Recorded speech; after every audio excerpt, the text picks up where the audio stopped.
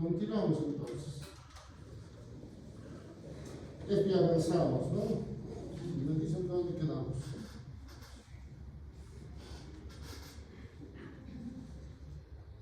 ¿Esto todo subimos?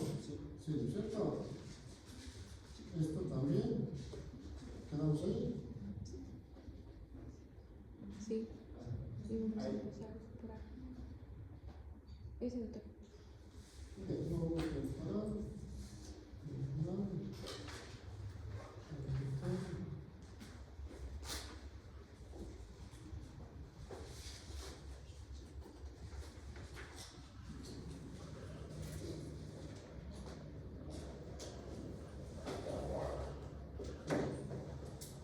Bien, entonces el logro temporal, entonces, recordándoles que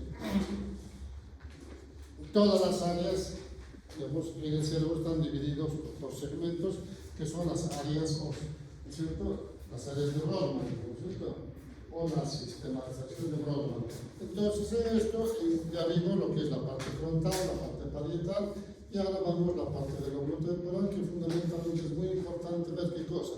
Esta zona, que es el área auditiva primaria, ¿no es cierto? Que es donde, digamos, toda la información que recibimos durante el día, ¿no? Va a ir a localizarse en el área 41, y estas son las áreas secundarias 42, el 22 tenemos la circunvolución de Hessel, que está a nivel de lo que es el 41, 42, y en el área 22 tenemos el área de Wernicke, que es el que, digamos, va a procesar la información. Por eso es que cuando hay una lesión en esa zona, llamamos la fascia de Wernicke, ¿no es cierto? La fascia de Wernicke, que, digamos, es la fascia de comprensión. Ingresa, digamos, la información, no se procesa o se procesa equivocadamente, y el paciente hace una respuesta totalmente equivocada, porque el cerebro procesa de otra manera, ¿no es cierto? Bien, ahora, ¿qué pasa cuando nosotros vemos el paciente si tiene esta lesión? Fíjense ustedes, es un tumor donde localizado a nivel temporal, área quística, áreas de necrosis, áreas de edema, es un glioblastoma multiforme, ¿no es cierto? Porque es una imagen heterogénea, quístico, sólido, edema, sangrado, todo eso, fíjense ustedes. Entonces, esto es un tumor que va creciendo, es un tumor propio del cerebro, pero va invadiendo desde la superficie a profundidad. ¿Y qué es lo que va a tener? Ahí dicen trastornos visuales. ¿Y por qué tendría que tener trastornos visuales si el paciente, digamos, si el área de la visión está en la parte occipital, ¿no es cierto?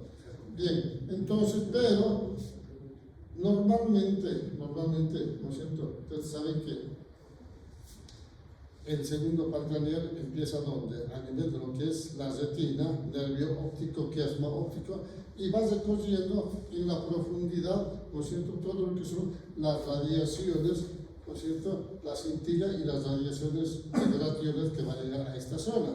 Entonces, cuando vemos que hay una lesión, va a haber una interrupción de esa vía que va desde la órbita hasta la parte occipital. Por eso es que el paciente va a tener lo que llamamos las cuadrantopsias, porque el otro lado está bien, pero está lesionado, digamos, donde está el tumor, ¿no es cierto? Por eso es que estos pacientes van a manifestar muchas veces problemas de la visión, ¿no es cierto? Pero aparte de eso, ¿qué otra cosa vamos a ver? Problemas de la audición. ¿Por qué? Porque sabemos que está el centro de la audición ahí. Entonces va a escuchar sonidos, ¿no es cierto?, ilusiones auditivas, va a escuchar sonidos, música donde el resto no escucha, ¿no es cierto? O alucinaciones auditivas o sordera cortical, ¿no es cierto? Todas esas cosas son manifestaciones de esta área que es el lóbulo temporal, ¿no es cierto? El paciente muchas veces escucha música, melodías, o que alguien le está hablando y escuchan eso, ¿no es cierto? Y pues nadie escucha, dice, no, o sea, cada vez más frecuente, ¿no? Y de pronto los familiares dicen, no, está loca, está loco, pero no, tiene una lesión, ¿no es cierto? O no escucha, le hablamos y no responde. pero al lenguaje, pero otras cosas sí escuchan. Entonces, muchos de estos pacientes que tienen este tipo de manifestaciones, ¿no es cierto?, a veces son considerados pacientes psiquiátricos y lo llevan al psiquiatra. El psiquiatra le da no sé qué cosas, antidepresivos, y el paciente sigue teniendo.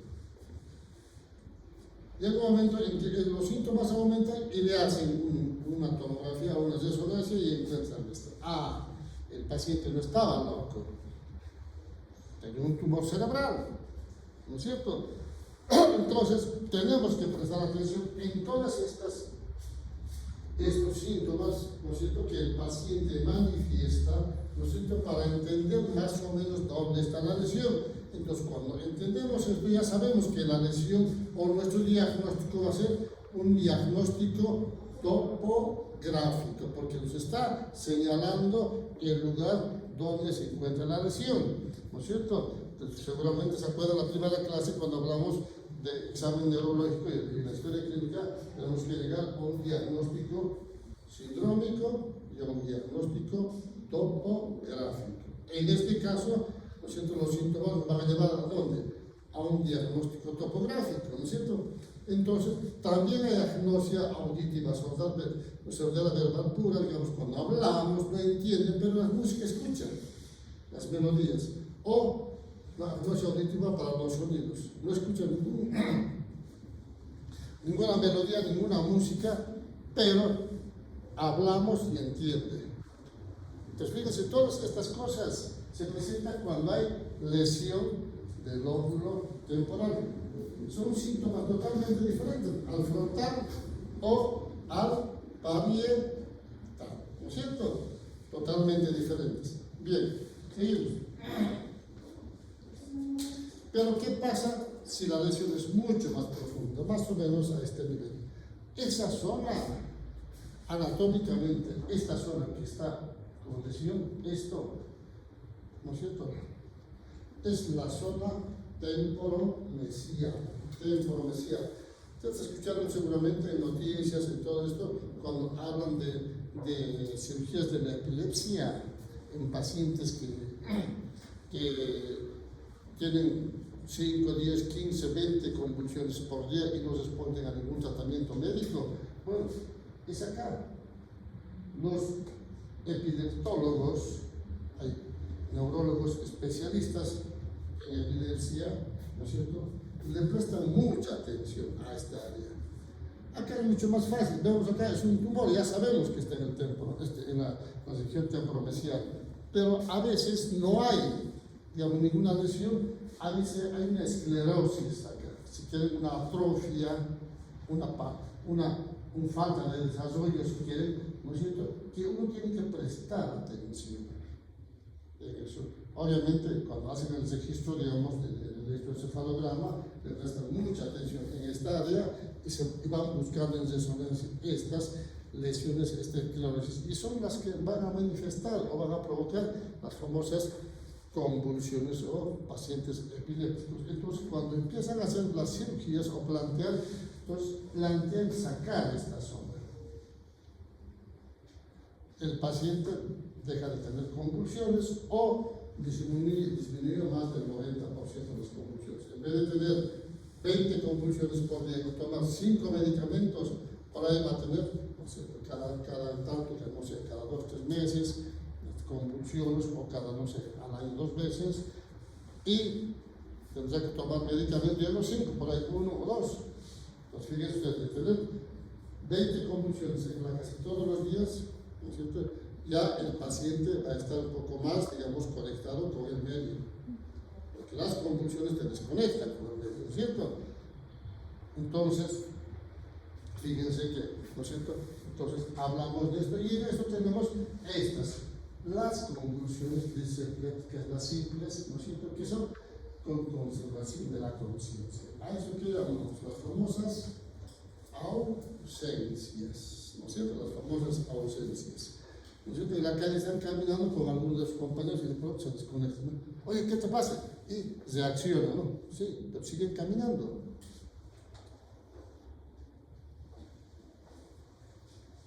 Seguramente vieron alguna vez a alguien que le pasa eso.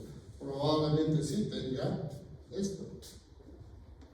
Pero si es una vez no pasa nada, o sea, de cuando en cuando. Pero si es cada vez, eso es más seguido. Sí. Entonces pueden tener esto, ¿no es cierto?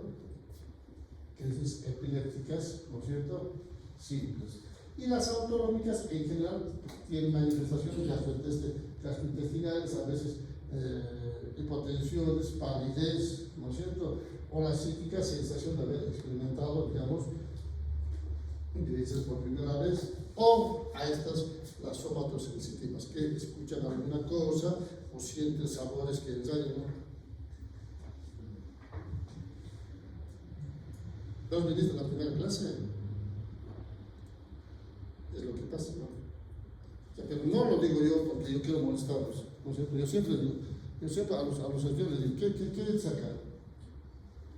Ni siquiera leen los letreros. Yo siempre digo, vienen a perder tiempo acá. Y vienen a hacerme perder mi tiempo a mí.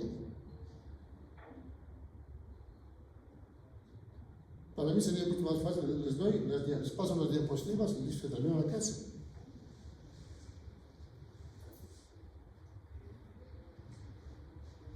¿Pero por qué? Ya se los dije. Porque me distraen, me pierdo, me distraigo. Lo que quiero decir ya no puedo decirles eso, probablemente ya les digo otra cosa. Y ustedes también se distraen. Están atentos y de pronto yo sigo, corto la clase y, ¿no es cierto?, se distraen. ¿Por qué les digo siempre, todos los días? O sea, vengan y presten atención. No vengan a distraerse. Por ejemplo, digo, no, de chatear con el compañerito, con el amigo, no sé, ¿no es cierto?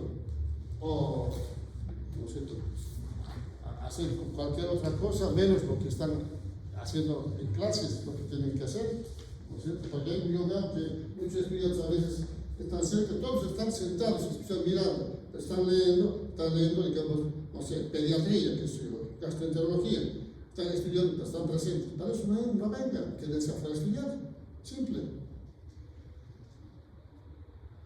No perjudiquen al resto. Yo prefiero 1000 veces que estén 2 estudiantes, pero que quieran aprender y el resto, si no quieren, que se quede afuera. Es simple. Yo siempre digo, prefiero estar con un estudiante que quiera aprender que con 100 que no quieren aprender nada.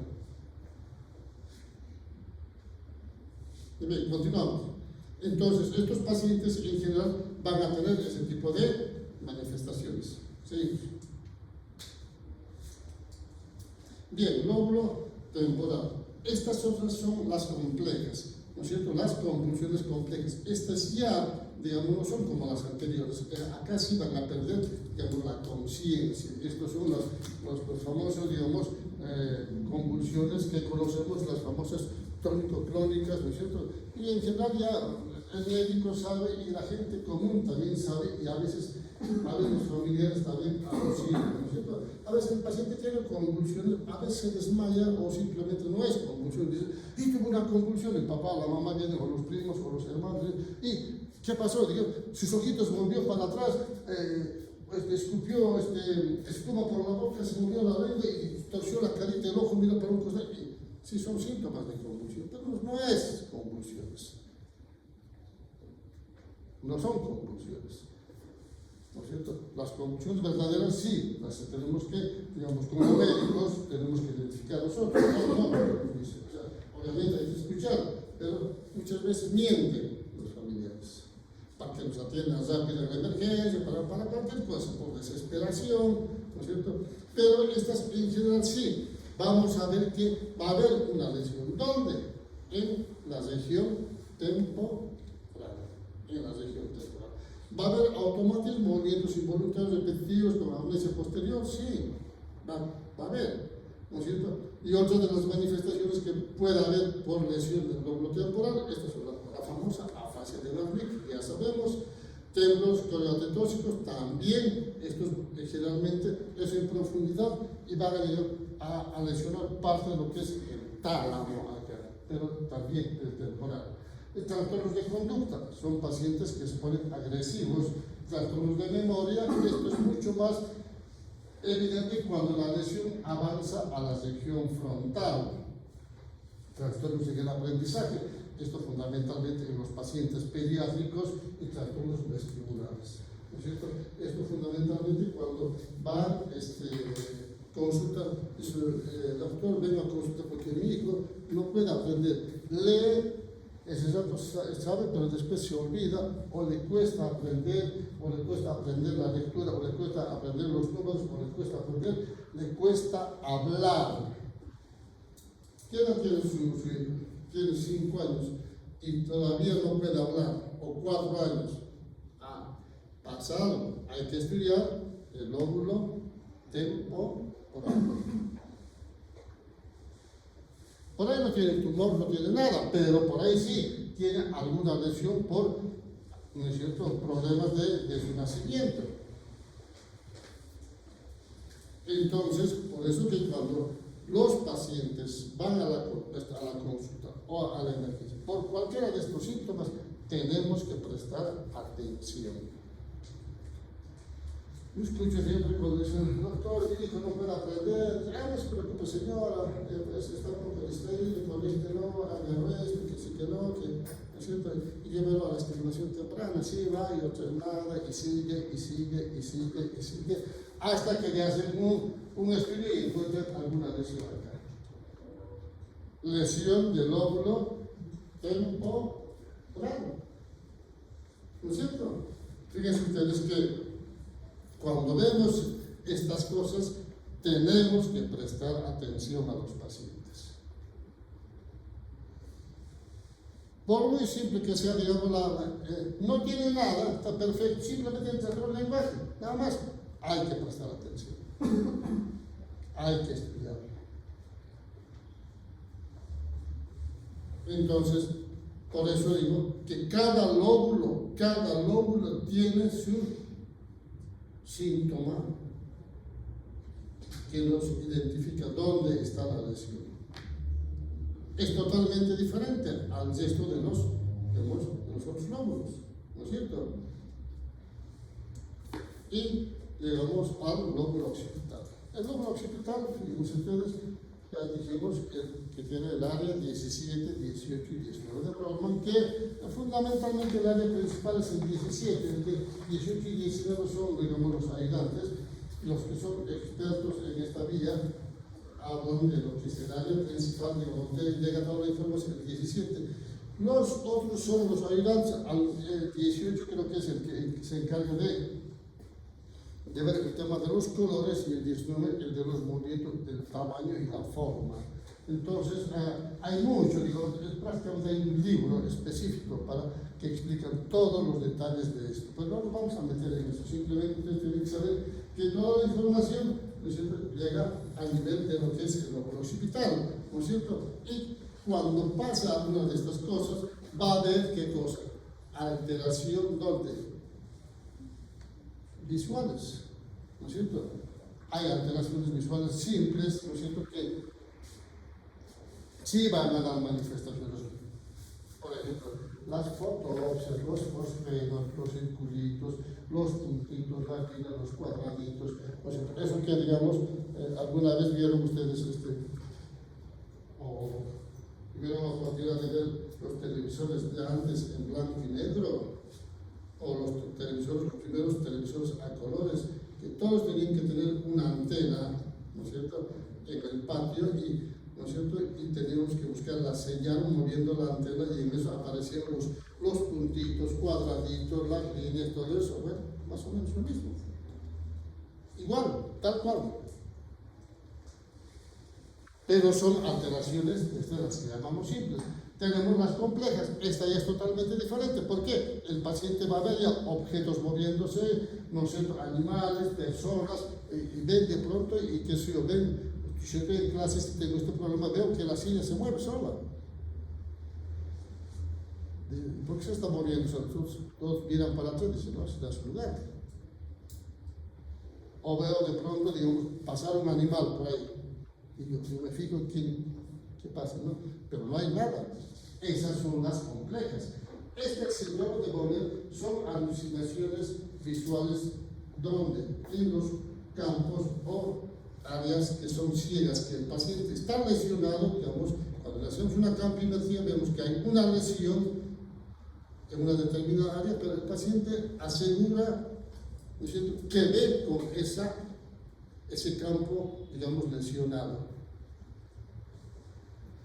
Aunque sabe que no lo está viendo, pero asegura que sí, va a ver, o está viendo. ¿No es cierto? Y tenemos las ilusiones visuales que se presentan con distorsión de las formas. Las palinopsias, las micropsias, las macropsias, teleopsias, dismorfias y poliopsias.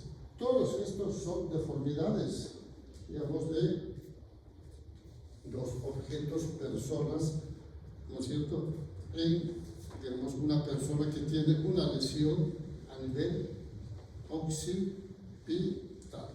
Entonces, pero ahora, ¿ustedes vieron alguna vez en la...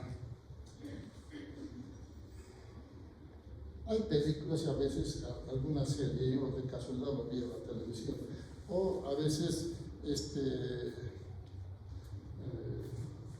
internet también sale, ¿no es cierto?, que esto les pasa fundamentalmente a los pintores, ¿no es cierto?, que hacen, pues, uno se va a hacer retratar de la imagen, la cara y todo eso, y el pintor, el famoso pintor conocido, digamos, va haciéndole la imagen, ¿no es cierto?, para el que tiene, digamos, está haciendo esto, es todo normal, perfecto, ¿no es cierto?, cuando termina, ¿no es cierto?, dice, ya está, ¿no es cierto?, y van a ver cómo quedó el retrato, ¿ven? Y ven todo un mamarracho, cualquier cosa, ¿no es cierto? ¿Pero por qué? Porque tienen esa lesión de las alteraciones de qué? De las distorsiones de tamaño, forma, todo esto.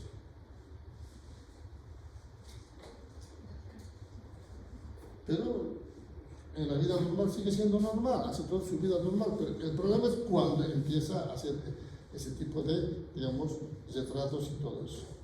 Entonces, vamos a ver que también existen trastornos, digamos, en los colores. Hay acromatopsia, por lesión occipital, las metacromatopsias y las monocromatopsias. Hay pacientes que ven todo oscuro, imágenes.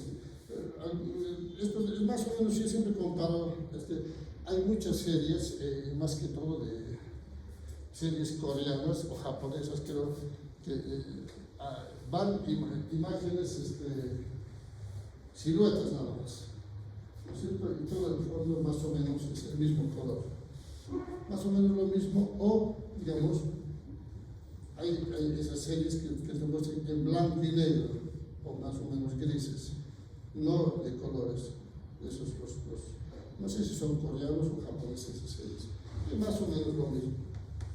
Eso es lo que uno ve, digamos, con la vista. El resto también es normal, pero el otro no ve ese tipo de cosas, o va a haber estas alteraciones, ¿no es cierto?, agnosias visuales para los objetos, para los colores, las proporcionales, simultáneas y las topográficas. ¿Eso qué significa? Que muchas cosas no los ve, que yo veo, por ejemplo, y no veo, digamos, esa botella de agua. Todo esto ve, yo lo veo. ¿Por qué? Porque tengo agnosia visual, ¿no es cierto? ¿Pero por qué? Porque está lesionado, ¿qué área? Probablemente esté lesionado el área 17 o 19 de Brodmann. Así que dije que son los ayudantes, digamos, las áreas secundarias donde, digamos, se encargan de hacer ese tipo de cosas. Entonces, cuando yo veo una lesión en la parte occipital, tengo que prestar atención en todas esas cosas, preguntar qué cosas ve, qué cosas no ve, si ve objetos, si ve todas esas cosas para ver.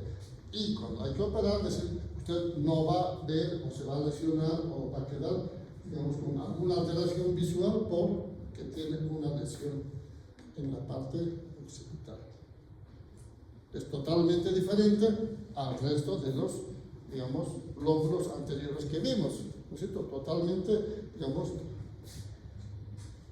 los síntomas son por un problema de enfoque en objetos, formas, colores, etcétera, etcétera. Entonces, cuando yo veo estas imágenes tomográficas, ¿no es cierto?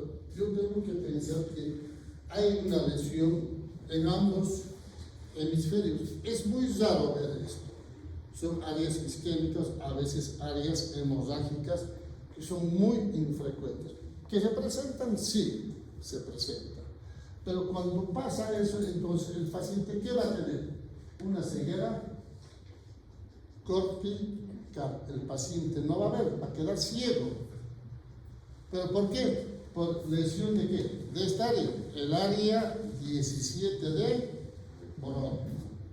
El área 17 de Borón. Obviamente se lesiona el área 18, también el 19, pero fundamentalmente el área 17, donde es el área principal de la lesión, ¿no es cierto? Entonces, pero acá dice algo interesante: conservación de los reflejos pupilares.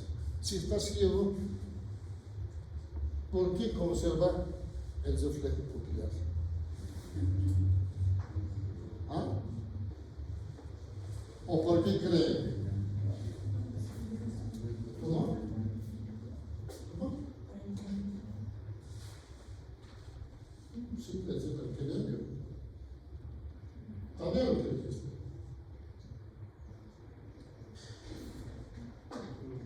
¿No? ¿Por qué cree?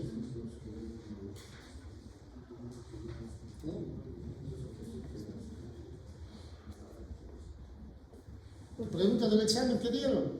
Porque hay una combinación de los pares craneales, el segundo y el tercero. Entonces, el que se va a afectar más sería el segundo y el tercero estaría con este reflejo, ¿no? Está bien, pero a ver un poquito más ordenado su idea. Está bien lo que dijiste. O sea, yo te entiendo, pero por ahí tus compañeros no.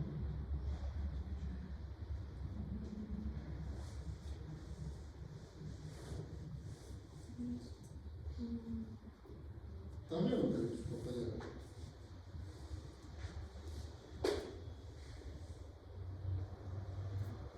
¿No es cierto que hablamos a la historia clínica de los músculos extrínsecos y los músculos intrínsecos? ¿No es cierto? ¿Cuáles son los músculos extrínsecos? Te pregunto en el examen.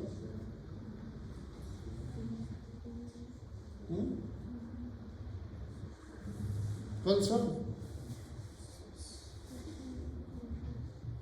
Recto interno, recto externo, recto superior, recto medio, ¿no es cierto? Recto superior, recto inferior. ¿Sí es sí o no? Y revisamos los oculomotores. ¿Cuáles son los oculomotores? El tercero, el cuarto y el sexto par craneal, ¿no es cierto? El sexto, ¿qué músculo inerva?